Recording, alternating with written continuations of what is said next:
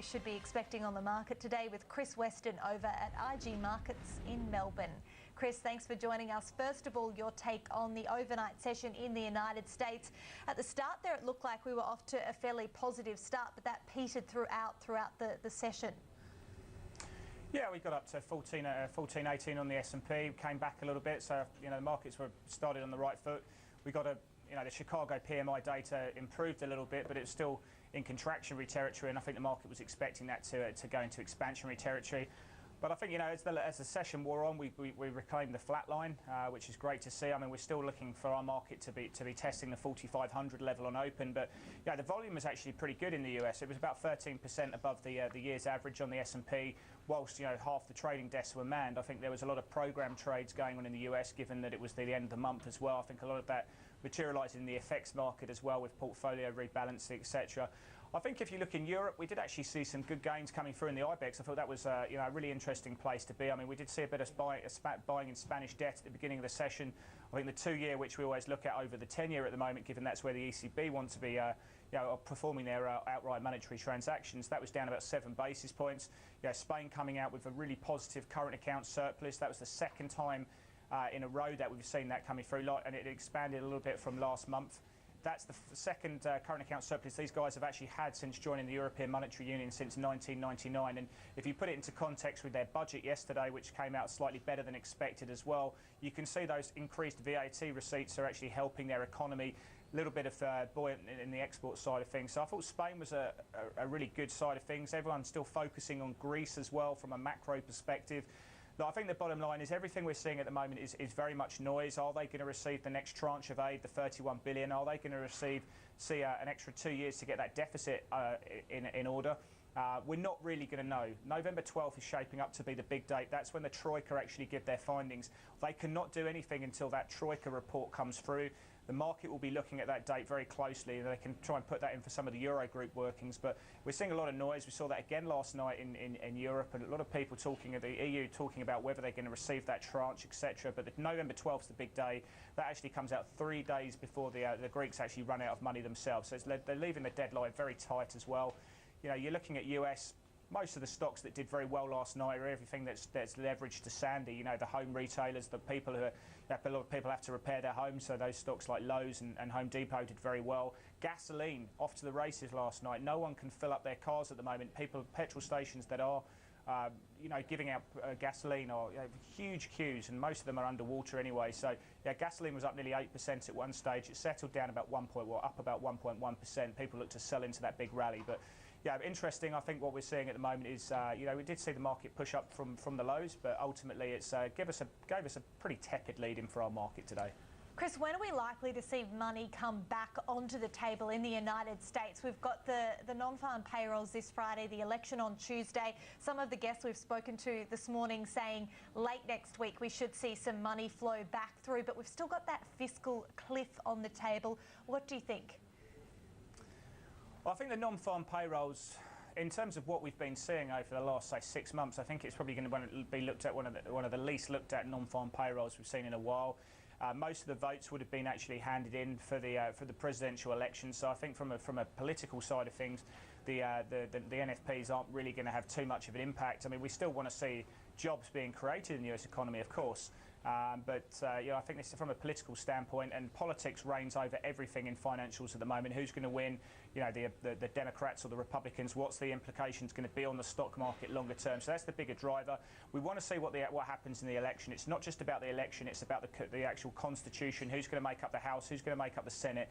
And that's when we can really start to put money back to work. I think the fiscal cliff is a drag. I think if we see a Republicans clean sweep, then I think you'll see an absolute monster rally, and I think a lot of people will take the money out of the bond market and put it back into the equity market. That would remove a lot of the gridlock that we've been seeing over the course of time. That's probably not likely to happen, though. I think if you're a betting person, the market would say a Democrat win mixed in with the status quo that we've been seeing in the House and Senate. So I think there's still a lot of uncertainties. Goldman Sachs still calling for that 1250 by year end on the S&P because of the fiscal cliff issues. So perhaps it's still an air of caution still to come. But I think there could be a chance we might get a rally after the presidential election, and I think perhaps a little bit of money to work. But what we've been seeing from the AMG Equity funds is 10 weeks or so of withdrawals, money coming out of equity funds, and most of that money's been still going into fixed income funds at the moment.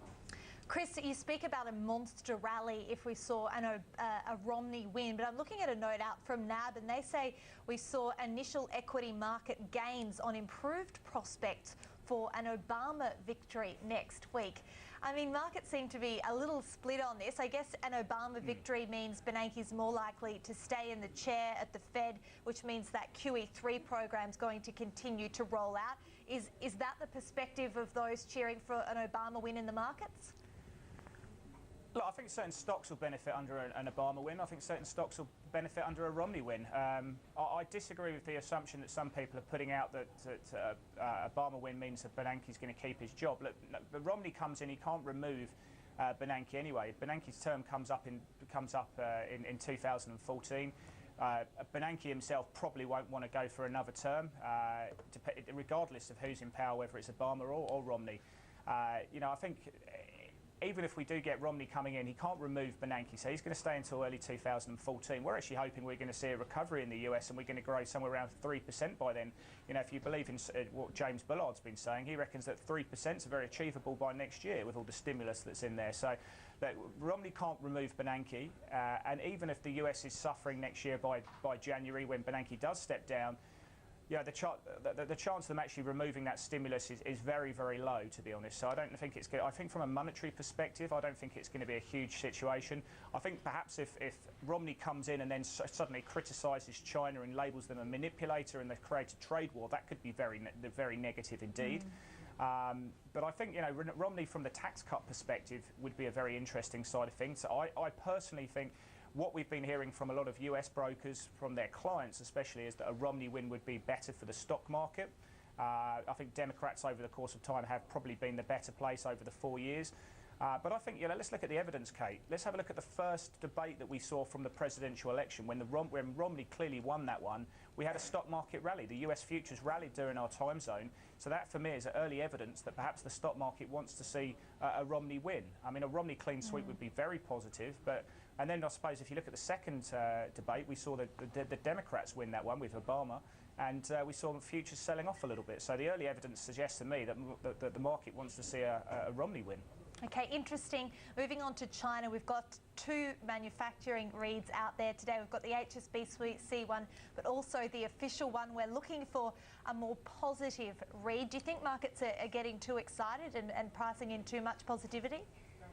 Look, I'm going to take a step back here. I don't think it's all about China today. I think that the Asian region is why the Australian dollar has been stabilising and looks really good on any kind of dips at the moment. I mean, we saw yesterday the Taiwanese GDP number. Now, that's been falling from 13% in March 2010 right down to where it was. It's the first month of really big growth loss, which we saw yesterday, up 1%. So it's about the Asian stabilisation trade, not just about China.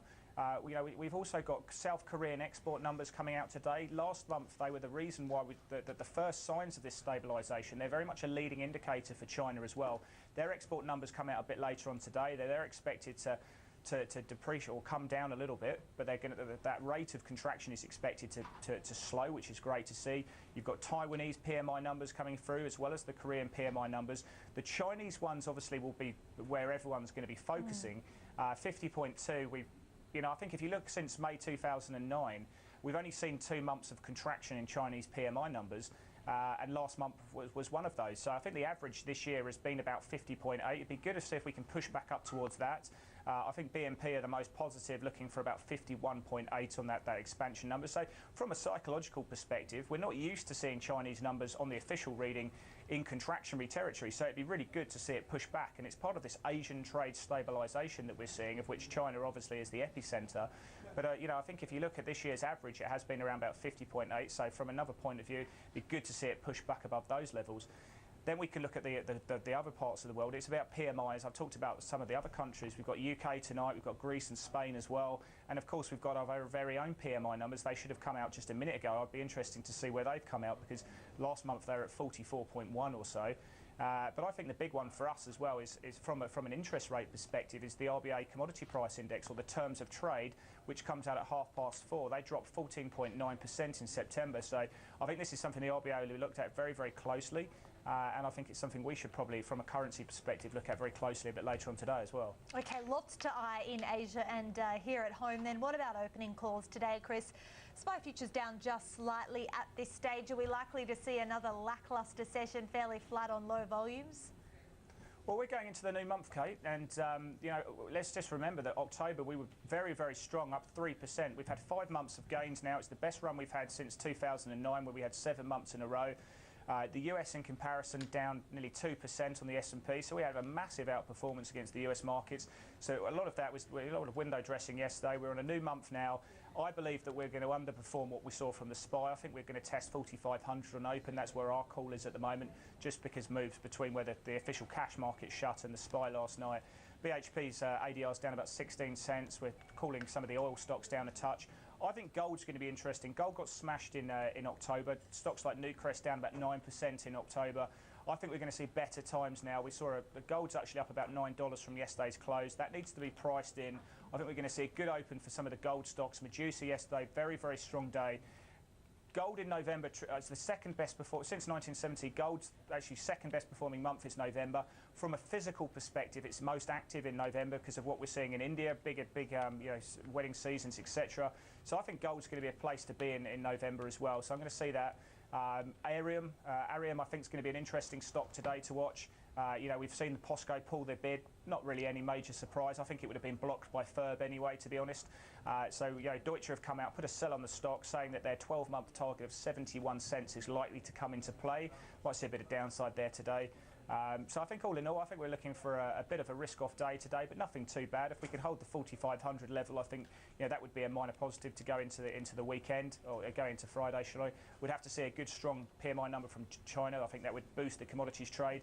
And of course, banks are very much in focus. You know, I think a lot of people are saying that perhaps NAB's now seen the trough in most of it in its cycle. So hopefully, you see a bit of warming to that space. And you know, I think whether the ASX holds 4,500 will probably be down to the banks today, and you know how big a pullback they get. Okay, interesting. Chris Weston from IG. Thanks for your time. Cheers, Kate. Moving to Europe, and Greece's finance